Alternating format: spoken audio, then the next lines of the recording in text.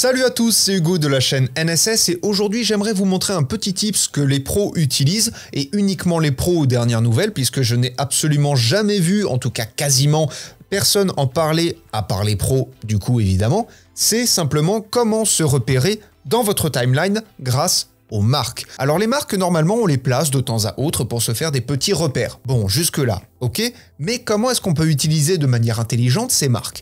Alors la première chose, c'est que vous avez un panneau en rapport avec ces marques-là, donc je vais vous inviter à l'ouvrir immédiatement. Vous allez dans Fenêtre, vous sélectionnez Marques, et à ce moment-là, vous avez votre panneau avec toutes vos marques, à savoir l'emplacement dans le temps, et vous pouvez déjà également rajouter quelques commentaires. Ça, c'est déjà bon à savoir. Ça vous permet de savoir en un coup d'œil quelle marque est dédiée à quel sujet. Mais au-delà de ça, chaque marque est personnalisable. Si je fais un double-clic sur cette marque-là, par exemple, on va avoir une fenêtre qui va s'ouvrir avec beaucoup d'informations. Par exemple, je peux lui donner un nom. Je vais l'appeler marque numéro 2, puisque bien évidemment, c'est la marque numéro 2. C'est pas très original, mais c'est juste pour l'exemple. Avec cette marque-là, j'ai envie de marquer un certain passage, puisque je vais par exemple vouloir séparer les chapitres de mon film. Donc je vais par exemple augmenter la durée de ma marque d'à peu près 10 secondes, c'est juste pour l'exemple. Ensuite, vous pouvez rentrer un commentaire, je vais mettre par exemple le chapitre 3, et en dessous de ça, vous avez encore d'autres options. Par exemple, je vais choisir la couleur orange pour la différencier des autres. Une fois que cela est fait, je vais déjà faire OK et voir ce que ça nous donne. Quand on regarde ce qu'on a effectivement notre marque qui va aller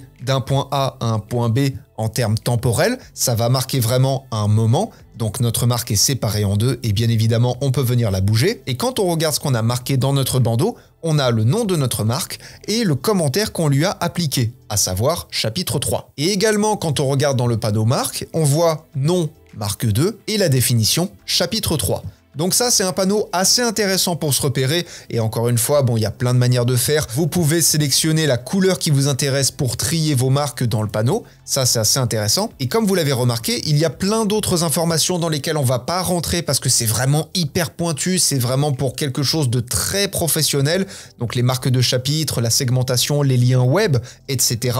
Même si c'est très intéressant, on en reparlera une autre fois. Et surtout, chose très intéressante, et je vous invite à faire le test, quand vous allez exporter une vidéo avec des marques, votre fichier va conserver les marques dans ces informations. Si bien que si vous réimportez la vidéo finale dans votre timeline, donc c'est-à-dire absolument pas le projet, ni la timeline telle quelle comme vous la voyez, si vous importez uniquement la vidéo que vous avez exportée, quand vous allez regarder le fichier dans la timeline, les marques vont être conservées. Et donc ça, c'est hyper intéressant, hyper important pour le travail de groupe. Ça, c'est quelque chose dont on parlera aussi bientôt. Voilà, donc ce tips-là, il est assez peu connu et pourtant il est hyper pratique. Il est utilisé, comme je vous l'ai dit, par les professionnels, notamment dans le cinéma. Vous vous doutez bien que ça va être hyper important quand vous avez plusieurs personnes qui bossent sur un même projet, d'avoir des informations, de pouvoir mettre des marques, savoir qu'est-ce qui correspond à quoi, s'il y a des informations à modifier, des choses à changer, etc., etc., etc. Vous avez 1,5 milliard de manières d'utiliser les marques et encore, je vous ai montré vraiment que la surface.